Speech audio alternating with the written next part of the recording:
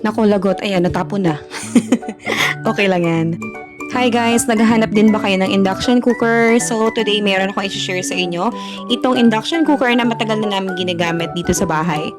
So kung planning ka nga bumili ng induction cooker, ito ang mga recommend ko sa inyo. Tested na namin to.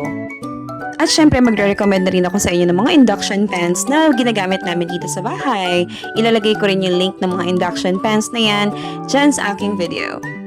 Syempre kung planning ka mag-shift sa induction cooker, kailangan mo rin mag-invest sa mga induction pans. By the way guys, hindi gagana tong induction cooker kung maliit yung pan mo, kaya bumili rin kami ng induction plate na to para sa aking mocha pot. Mocha pot kasi yung ginagamit ko kapag nag-brew ako ng coffee sa umaga. At yung mocha pot kasi hindi siya flat, pero kagaya nito, gagana yan dyan kasi flat naman yung lagayan na yan. At kung tatanungin mo kung makakatipid ba talaga kapag induction cooker yung ginagamit sa bahay, masasabi kong yes, makakatipid naman talaga. I think nasa 200 yung nadagdag sa bill namin mula na gumamit kami ng induction cooker. Pero alam nyo ba, mas mabilis magluto dito sa induction cooker. Mas mabilis kumulo yung niluluto namin kapag ito yung ginagamit namin. O syempre, tatanungin nyo, paano naman pag walang kuryente? O eto, meron kaming portable gas stove. So yes guys, diskarte na lang talaga natin kung paano tayo makakatipid sa panahon ngayon.